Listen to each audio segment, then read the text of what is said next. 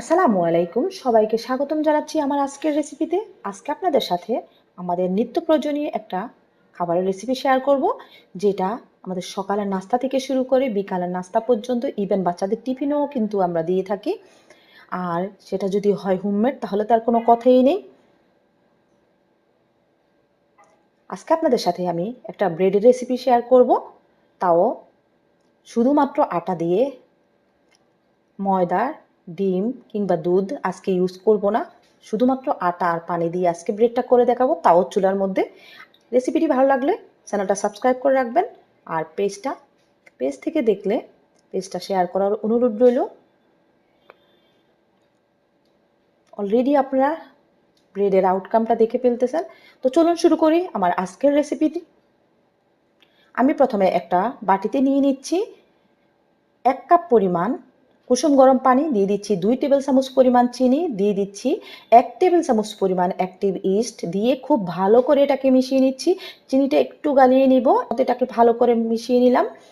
আর পানিটা কিন্তু কুসুম গরম ছিল, আঙ্গুল দিয়ে রাখা যায় ওরকম গরম, অনেক বেশি গরম দেওয়া যাবে না পানি। তো আমি দিয়ে দিচ্ছি 2 কাপ পরিমাণ আটা, দিয়ে দিচ্ছি হাফ চা চামচ পরিমাণ লবণ। আর এখানে আপনারা চাইলে ময়দাও ইউজ করতে পারেন, কোনো প্রবলেম নেই। আমি আটা দিয়ে যেহেতু আজকে করতেছি ব্রেডটা, তো আমি এটাকে খুব ভালো করে মধ্যে একটা ডো তৈরি করে নিচ্ছি। আর এখানে ডোটার মধ্যে পানির পরিমাণটা বেশি এই জন্য হবে, কারণ ডোটা যতটা বেশি স্টিকি হবে ততটা সফট হবে ব্রেড। তো আমি ডোটাকে খুব ভালো করে মথে তারপর দিয়ে দিচ্ছি 2 টেবিল চামচ পরিমাণ তেল। এখানে প্রথমে আমি 1 টেবিল চামচ তেল দিয়ে 3 মিনিটের মতো ভালো করে নিট করে নিলাম, মানে মথে নিলাম। এখন আবার আমি 1 টেবিল চামচ সয়াবিন তেল দিয়ে তারপর আবার আমি 3 থেকে 4 মিনিটের মতো নিট করে নিলাম। টোটাল এটা 7 থেকে 8 মিনিট নিট করতে হবে। খুব ভালো করে মথে নিব, মধ্যে এক সময় দেবেন ডোটা খুব সফট হয়ে যাচ্ছে, ইভেন উপরটা মসৃণ হয়ে গেছে আর খুব বেশি স্টিকি সফট হয়ে গেছে, হাতে লাগছে না। তখনই আমি ডোটাকে ফার্মেন্টেশনের জন্য, মানে রেস্টে রেখে দিব 40 মিনিটের জন্য। আমি উপরে একটু অয়েল গ্রেস করে নিলাম, যেন ঢাকনা দিলে ঢাকনার মধ্যে আটকে না যায়।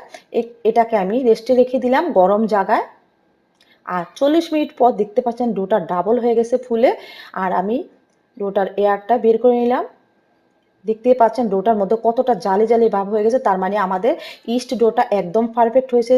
আর যতটা সফট ডো হবে ততটাই সফট বান হবে বা ব্রেড হবে, এটা আমরা সবাই জানি। তো আমি ডোটাকে তুলে একটু সাইডে রেখে তারপর একটা সারফেসের মধ্যে আটা ডাস্ট করে নিলাম। আর ডোটাকে আমি, আমাদের ইস্ট ডোটাকে আমি প্রায় 8 ভাগে ভাগ করে নিচ্ছি। আর আরেকটা কথা, আমি যেহেতু আজকে চুলায় ব্রেডটা বেক করব, তো আমি চুলায় একটা অ্যালুমিনিয়ামের হাঁড়ি বসিয়ে দিয়ে তারপর স্টিলের বা অ্যালুমিনিয়ামের হাঁড়ি যেটাই হোক বসিয়ে দিবেন, দিয়ে তারপর তার মধ্যে স্ট্যান্ড বসিয়ে প্রিহিট করে নেবেন 10 মিনিটের জন্য। অবশ্যই প্রিহিট করে নিতে হবে। ওভেনও সেমভাবে 180 ডিগ্রিতে 10 মিনিটের জন্য প্রিহিট করে নিতে হবে ওভেনটাও।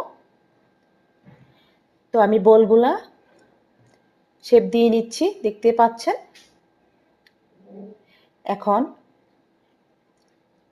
রুটি বেলার একটা ফিরের মধ্যে তেল, আমি সয়াবিন তেল নিয়েছি, সয়াবিন তেলের উপরে একটা ডো দিয়ে তারপর সেটাকে আমি, দেখতে পাচ্ছেন কিভাবে হাত দিয়ে চেপে চেপে বড় করে নিচ্ছি।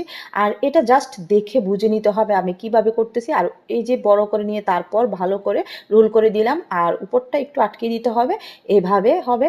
আর অবশ্যই খেয়াল রাখতে হবে ব্রেডের উপরের সারফেসটা কিন্তু একদম মসৃণ হওয়া, সমান থাকতে হবে, যেন কোনো ফাটা দাগ না থাকে, দেখতে ভালো লাগবে না না হলে ব্রেডটা হওয়ার পর।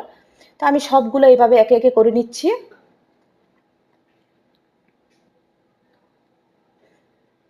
আর আমি আজকে পিজা ট্রের মধ্যে বেক করব, যেহেতু আমি 12 ইঞ্চি পিজা ট্রে নিলাম, তার উপরে লেখালেখির কাগজ দিয়ে দিতে পারেন, দিয়ে তারপর আমি উপরে সবগুলো ব্রেড সেট করে তারপর এটাকে 15 মিনিটের জন্য আমি রেস্টে রেখে দিয়েছি গরম জায়গার মধ্যে।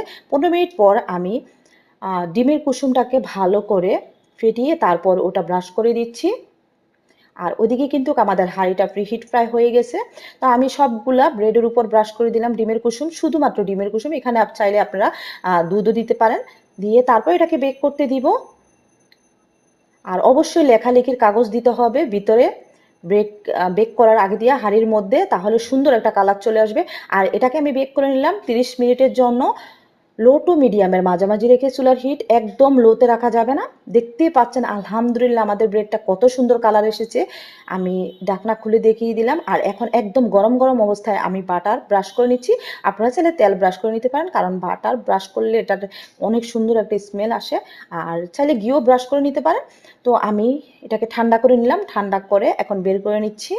এটা যেভাবে ছিল সেভাবে ফেলে রেখেছি, দেখতেই পাচ্ছেন। ঠান্ডা করার পর এখন আপনাদেরকে আমি ব্রেডগুলা দেখিয়ে দিচ্ছি কিরকম হয়েছে, কতটা সফট হয়েছে কি বলবো।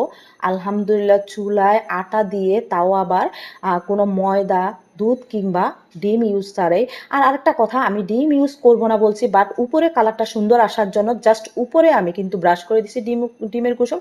এটার জায়গায় আপনারা শুধুমাত্র দুধ ব্রাশ করেও দিতে পারেন, কোনো প্রবলেম নেই, কালার সুন্দর আসবে। আর অবশ্যই আরেকটা জিনিস খেয়াল রাখবেন, 25 থেকে 30 মিনিট বেক করতে হবে। চুলার হিটটা পারফেক্ট রাখতে হবে। চুলার হিট যদি পারফেক্ট থাকে তাহলে 25 থেকে 30 মিনিটের জন্য সুন্দর একটা কালার চলে আসবে।